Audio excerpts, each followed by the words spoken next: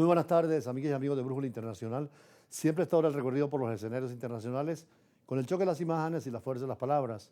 Elecciones en Uruguay, ya vimos que la izquierda llega de nuevo al poder, pero con una concepción más hacia el centro, de diálogo, de negociación, y llamando a todos los sectores a colaborar en los grandes problemas que tiene el país, sobre todo a nivel internacional, la cercanía al Mercosur y la participación en los no alineados junto a las nuevas perspectivas del BRICS, donde estarían las grandes economías en desarrollo y donde los países pueden encontrar un refugio frente a Rusia, China, Estados Unidos y la Unión Europea. Pero es que también en Rumania hubo elecciones y ahí hay muchas preocupaciones porque la política puede dar como resultado que se aíslen de la Unión Europea, lo que está pasando en países como Polonia e en Austria, lo mismo que en Hungría, sobre todo con tesis de nacionalismos exacerbados contra la migración, y esto angustia a la Unión Europea, cuyo concepto es el Estado Social y de Derecho y ser humanitario con la inmigración.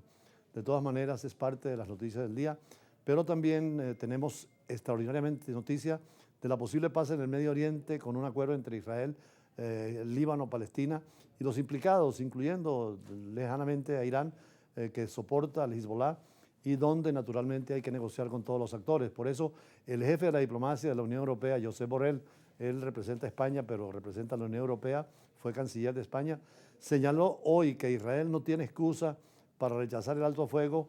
porque con el Líbano tiene que negociar, pero también fundamentalmente Estados Unidos y Francia están interesados en llegar a una conclusión, que son potencias, miembros del Consejo de Seguridad, donde seguramente China y Rusia, lo mismo que los Estados Unidos, estarían de acuerdo para tener una negociación definitiva y llegar a un acuerdo de paz. El jefe de la diplomacia de la Unión Europea, Josep Borrell, consideró que Israel no tiene excusas para rechazar el alto al fuego en Líbano negociado por Estados Unidos y Francia. Esperemos que hoy el gobierno de Netanyahu apruebe el acuerdo de alto el fuego propuesto por Estados Unidos y Francia. Basta de excusas, basta de pedidos adicionales. Paren estos combates, dejen de matar a gente y empecemos a pensar en la paz.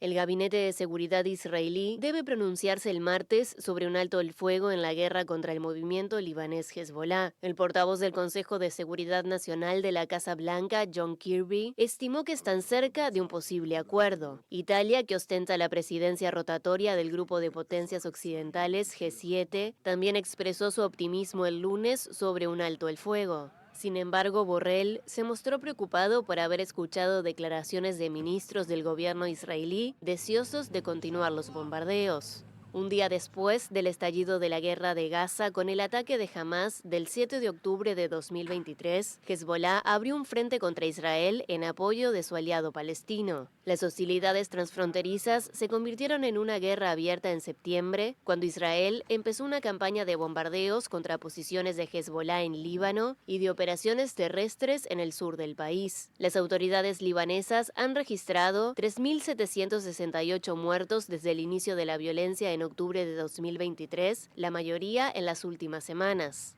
Del lado de Israel, las autoridades reportan 82 soldados muertos y 47 civiles. Uno de los temas más delicados de la guerra es ya no solamente las personas o los bienes, sino el cambio climático, el calentamiento global, acabar con los recursos de la tierra y crear más problemas ecológicos. Por eso se habla del derecho ambiental penal internacional, porque tanto en los delitos señalados en los convenios de Ginebra de 1949,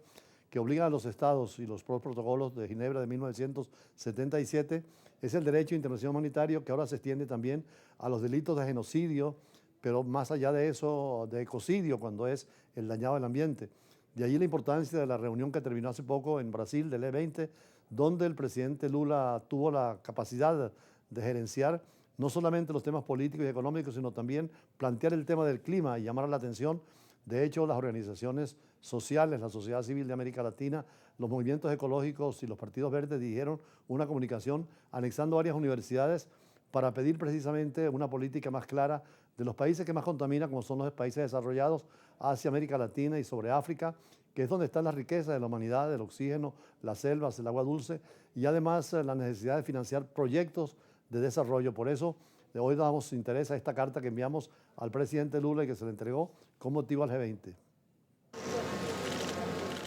Más de 30 organizaciones de la sociedad civil, incluyendo movimientos psicológicos y universidades, aprovecharon de expresar al presidente del Brasil, Luis Ignacio Lula da Silva, su preocupación frente a la crisis climática y los compromisos de la comunidad internacional con los Objetivos del Desarrollo Sostenible, ODS, con motivo de la reunión reciente finalizada del Grupo de las Grandes Economías del Mundo, que son las que más contaminan y más responsabilidad tienen para financiar proyectos de reestructuración del sistema ecológico mundial, donde se señala: presidente Lula, hace poco más de 200 años se gestó un movimiento revolucionario con espíritu independentista y de integración que cambiaría el rumbo de nuestra región,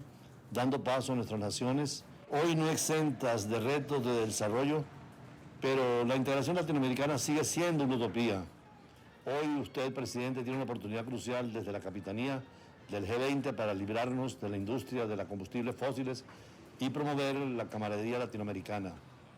Usted puede y debe, señor presidente del Brasil, liderar una coalición de países que todos, bajo el concepto del desarrollo bajo el G20, aplaudimos la bienvenida de la Unión Africana como miembro permanente del G20, así como las invitaciones a los jefes de gobierno de Uruguay, Paraguay, para participar en la cumbre del 2024 y a los 20 países vulnerables en uno de sus grupos de trabajo. Es alentador, vas a ver más representación de países en desarrollo en este espacio multilateral de relevancia global. Presidente, es más lo que nos une que lo que nos separa.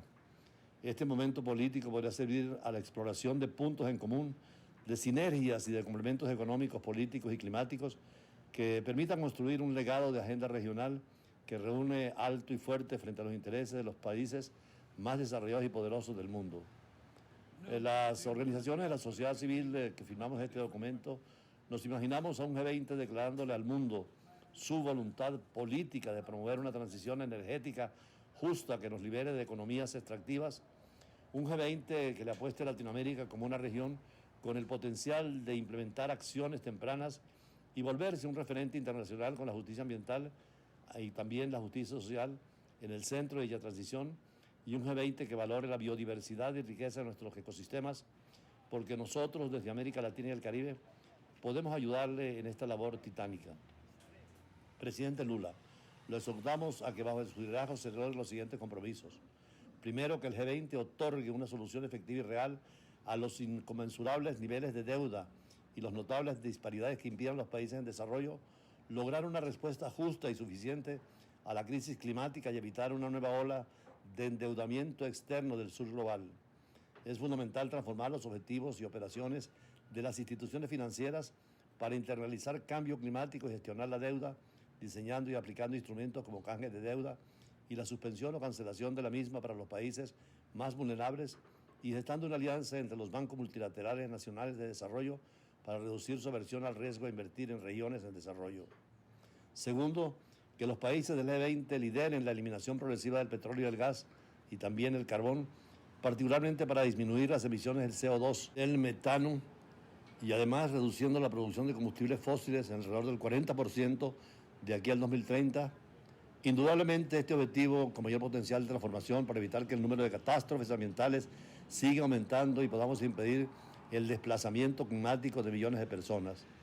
Esta eliminación progresiva debe tener en cuenta la promoción de medios de vida alternativos. Es la única manera de que los demás esfuerzos de superar esta crisis climática tengan un efecto real.